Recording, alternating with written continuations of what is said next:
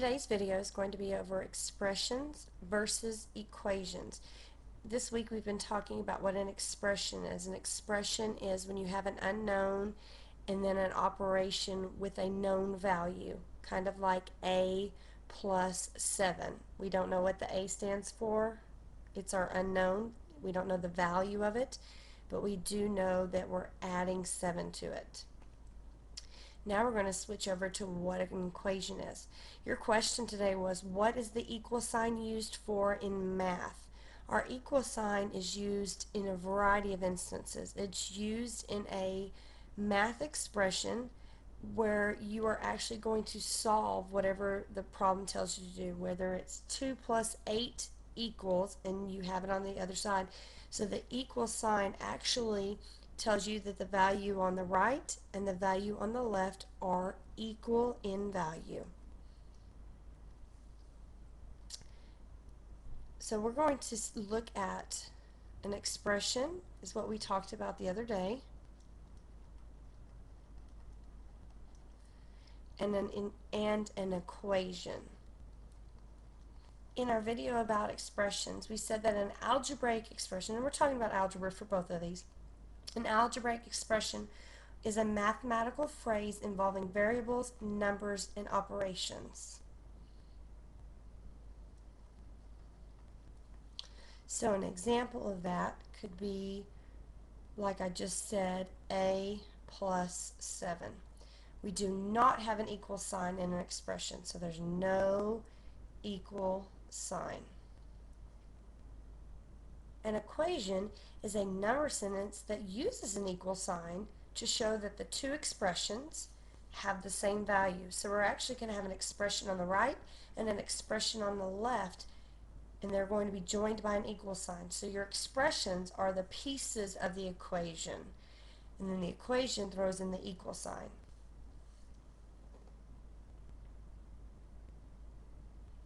So an example we could use for an equation would be a plus 7, which maybe we're talking about how many apples are in a basket.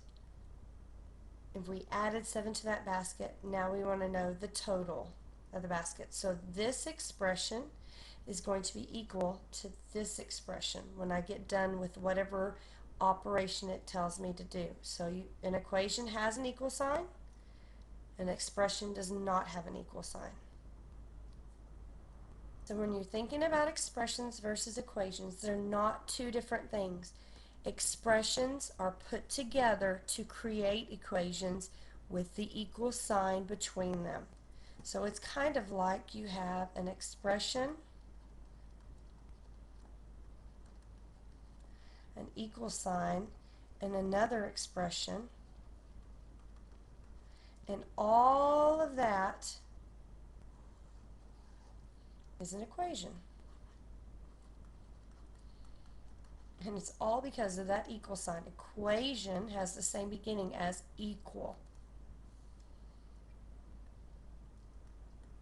We're going to practice using equations with something called an input and output box.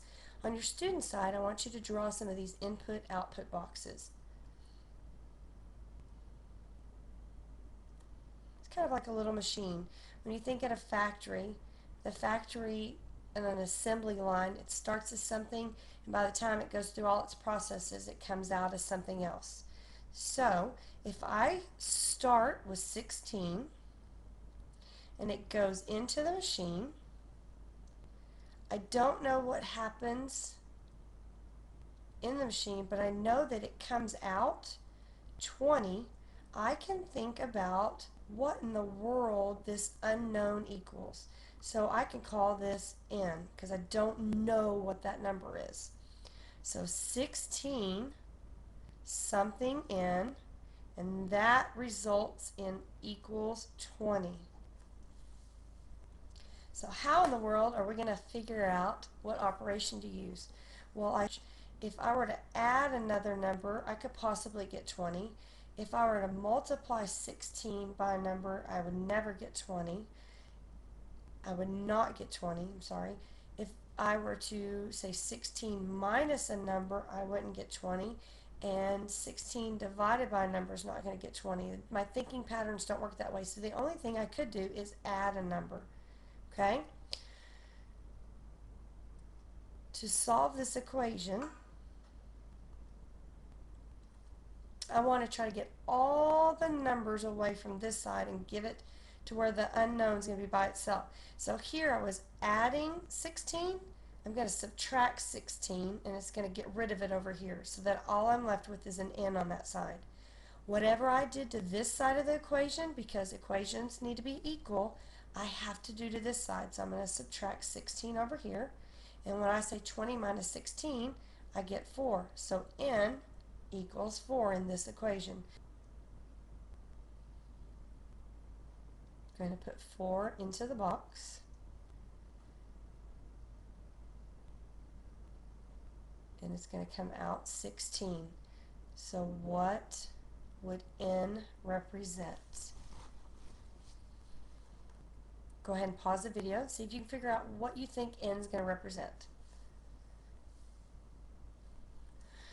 Okay, so we have 4. We know our unknown is n, and we know that it's going to equal 16. All right, let's think. 4 minus a number, there's no way it's going to be 16, so subtraction is out. 4 plus a number could possibly result in addition, so maybe. 4 divided by a number, there's no way it's going to equal 16. And 4 times a number, maybe could equal 16. So we're down to multiplication or addition. 4 plus what would equal 16? Well, I can go ahead and do this with an addition sentence and see what happens here. So I can try to figure out what n is. I added 4 on this side. So now to get n by itself, I'm going to subtract 4. I'm just doing the opposite. So now n's the only thing left over there. Whatever I did to this side, I have to do that side. So minus 4. So 16 minus 4 equals 12. So 4 plus 12 does equal 16. So that's with addition. Let's try it with with multiplication, because we said it was a maybe. 4n equals 16. Okay? 4 times a number is going to equal 16. Well, here I multiplied, so I'm going to divide by 4. Remember we talked about fractions? Fractions are division problems.